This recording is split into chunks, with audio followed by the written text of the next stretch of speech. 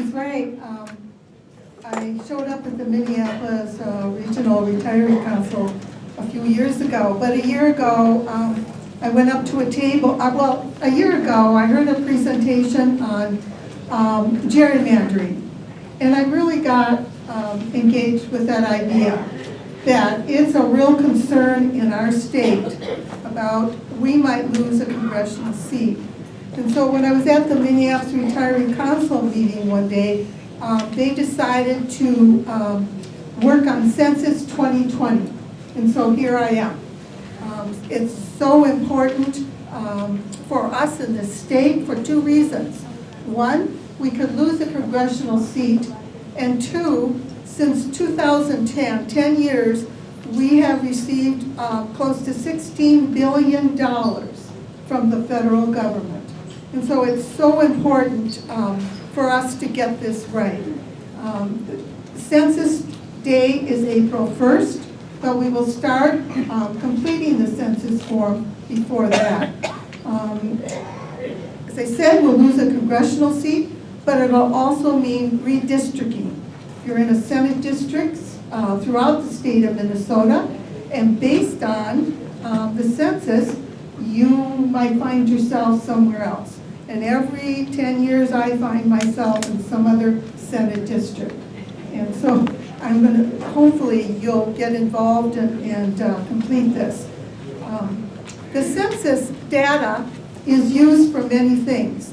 It's used for community initiatives.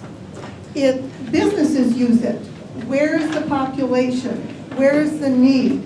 And they will go to the census and figure that out. Our emergency services are based on the census. Revitalizing communities is based on the census. So it's very important that we get involved in completing this form. You're my age. You remember, I think you remember getting a hard copy in the mail. You won't receive that anymore. So this is a whole new learning experience for you and for me.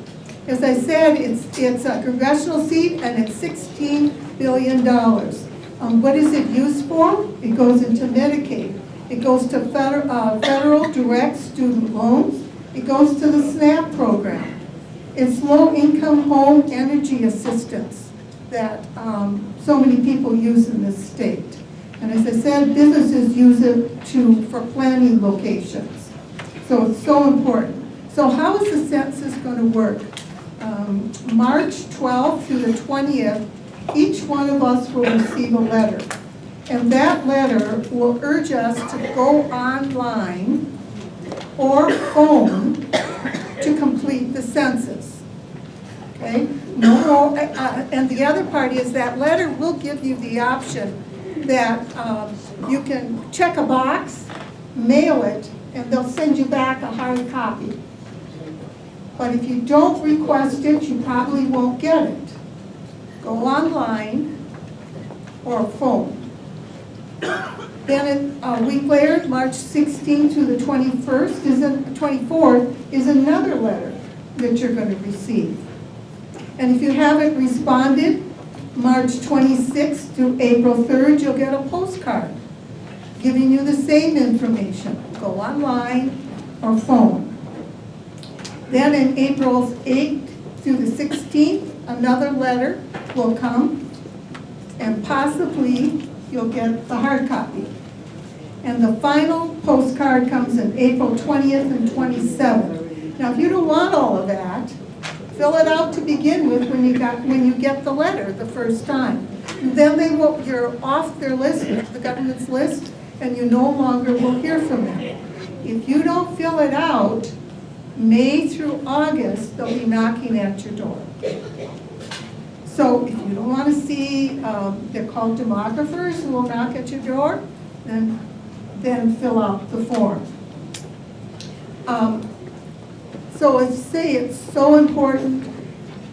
If we fall below the 2010 count of approximately 9,000, we've lost a congressional seat. Okay, 2010 count. We don't If we fall below that count by approximately 9,000, we lose a congressional seat. And you think about it, are they going to go up? Can they get that a redistrict up there to seat the congressional seat? There's not a lot of population up there. There's not a lot coming down the south and not a lot coming down the bottom. 6th, you live in the 6th, you might look at losing your congressional consolidated. 2, 3, 4, 5, 6 are in the offering of how we will redistrict a congressional seat. So let's keep our congressional seat and let's keep our $16 million and let's fill out that form. As my age, and you all are my age, we're good at this, filling out the form. But millennials, if you have grandchildren, if they are away from home 6 months plus 1 day, they will vote on their own, or they'll fill out the form on their own on campus. And there will be census enumerators on campus who will help starting, I think it's, Jeff, I think it's mid-February. You're going on campus? Yeah, and also that's when we will count people in shelters, as well as people that are living in other kinds of home dwellings where they're not related to the people. We call it group quarters. And I can send out an email to you that you could send to folks about what that entails. But it's a very specialized operation, and it's why we do it first.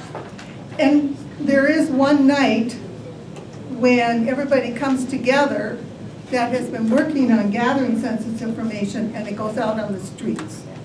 And it goes under bridges, and it goes to the encampments, and they try to register as many street people as they can. So that's in April. To know that and share this, the census data is confidential. Your data cannot be released for 72 years. The data they gather about populations and where they live, it's general. But your specific information is confidential for 72 years. So I'm going to be long gone before that happens, okay? And your individual information cannot be shared with any government agency. And why do I say this, and I hope you share this? We have so many undercounted communities that are so afraid right now of our federal government and the president and what he would do with that information. When we do the census, it's all that live in the United States. It's not just, are you a citizen? It's everyone. And how would I go about, what would I think if you're knocking on my door and and I'm not a citizen? How am I going to feel about this? And I want you to all, if you have people within your circles, to assure people that this should not be used against them. We've had people on our, we're called a complete count committee, and they have shared their concerns. So there are 10 questions on this census form that you were asked to fill out. 5 they'd like you absolutely to fill out. The first one is your name. You do not have to give your name. So you can tab through it. And I keep asking this of the federal government, and the answer is, oh, they would love you to do it, because if it's a not complete form, they might have to come and knock at your door. But if I'm not a citizen and I'd like to do the form, then assure them that they can skip through the name part. But what they do want to know is your sex, your ages, how many live at your address. And that's another issue for undercounted communities, because one family will have their name on the rental form, and 2 other families are also living there. So that is difficult. So The form will say your name, your age, your sex, and where you live, and they really want you to do that. You can identify, they also want the relationship of who that person is to you. So it's very important. If we can do, we've got to get the percentage that don't vote, and that's what we're trying to do, is to educate so that you can reach out, and please do reach out to those you know, to assure them that we need this. I mean, this affects them. This is monies that would help them in the programs that they would like to be a part of. So it shouldn't be a frightening thing, but because of what we just went through, whether you're a citizen or not, question on the form, this scares them away. And what we'd like you to do is also to reach out to your unions. Many of our unions represent the other communities, the undercounted communities.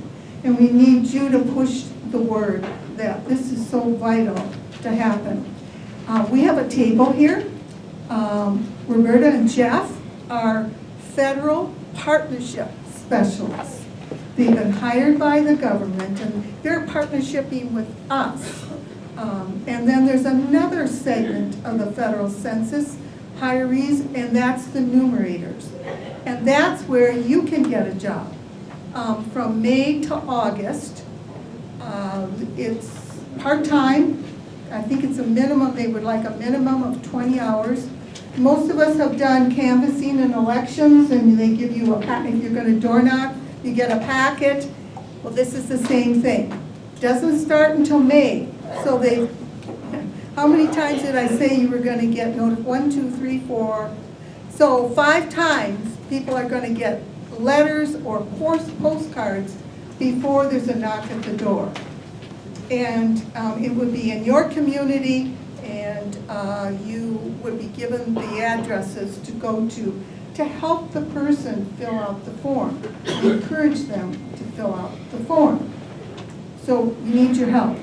We really need this to come off strong in the state for this, hopefully more than the $16 billion for the next 10 years, and the congressional seat. And we were at the state fair on the AFL-CIO Labor Plaza, and Angie stopped by, and Angie Craig, and we were talking about the loss of a congressional seat.